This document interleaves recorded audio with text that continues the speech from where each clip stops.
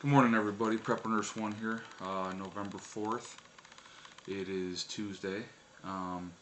Wanted to talk about a subject that has been another one that's been dominating the news media here lately in light of the assisted suicide that just happened in Oregon with a young woman who was 29 years old. As a nurse, I'm going to give you my take on it, okay? And I'm going to use a real good example, which I feel makes a lot of sense to me. So, I know it has a lot of religious connotations for a lot of people, but at the same time, here's my spin on it, okay? If you have an animal that's suffering and it's in pain, and you know you can't save it, what do? You put that animal down, because it's the compassionate thing to do. You're doing them a mercy, okay?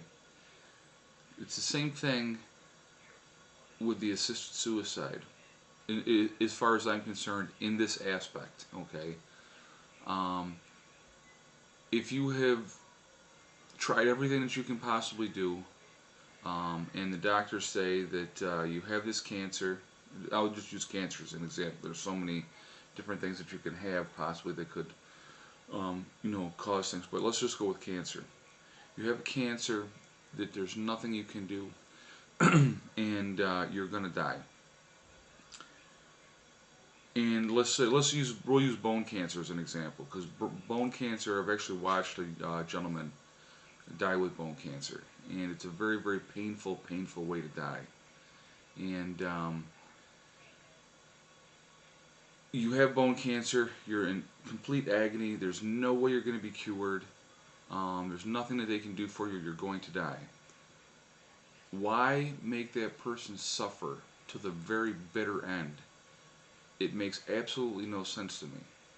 Now, in this case of this gentleman, and this is going back many, many years ago when I was doing hospice, I came in one particular night, and all of his family was there, and he was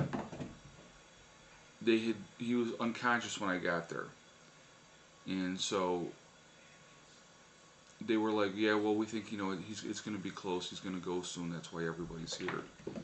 And in reality, what had happened, and I knew exactly what had happened, they had given him a higher dose of morphine to help try to push him over that edge. Well, he was still hanging on. So his daughter says to me, she goes, well, Ed, what do you think? She said, and the morphine was a PRN, which means you could, as needed. She goes, do you think we should give him a little more morphine? And I knew exactly what she was asking me. And I said, yes, I think and she gave it to him. I didn't give it to him, she gave it to him.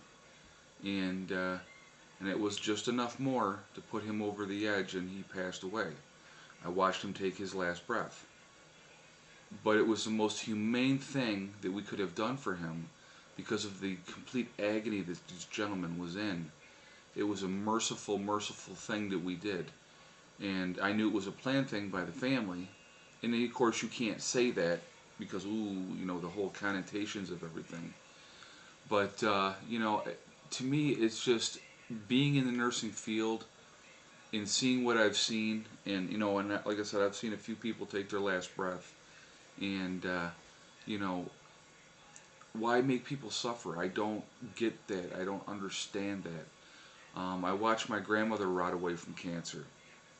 And at the end, she was in a hospice unit.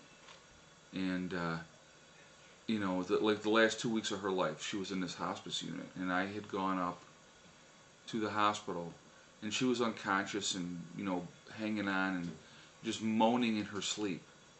Or in her state of unconsciousness, I should say. Just moaning in pain. And I went out to the desk and I said to the doctor, I said, I want my grandmother's meds increased. And he said, well, we just increased her meds. And I said, listen, I said, I want my grandmother's meds increased. I said, do you understand me? And he said, yes, sir, I do.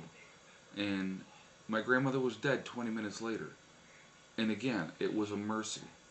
Because there's no reason to force people to suffer that way. It's horrible. And you're going to have your religious people, super religious people, that say, "Oh, it's terrible and it's this and that." But I'm going to tell you what: until you've lived it, until you've watched that person rot away and suffer in agony, you have no idea. It's a horrible, horrible thing to watch. And you get to that point, you do them a favor. Now, I'm not uh, saying, "Oh, well, you're just tired of life and you don't want to deal with it anymore, so you want to kill yourself." I'm not talking about that at all. I'm talking about these poor people that, like this woman who was 29 that had a brain cancer, that there was no way that they were going to save her, and they knew she was going to be in a lot of pain. Do you want your family to remember you in that position at the end, in agony and suffering and stuff like that? I wouldn't. I don't want my kids to remember me that way. If it came down to it and I had something like that, I would do the same thing. I would take my own life at the end, because it's just, I don't want them to see that suffering. I mean, I've seen too much of it. As a nurse, I've seen way too much of it. So that's my take on that. Let me know what you guys think, and post your comments. I know another hot topic, 2 in a row. But it's a reality, guys. So let me know what you think. Thank you very much. Prep Nurse 1 out for now.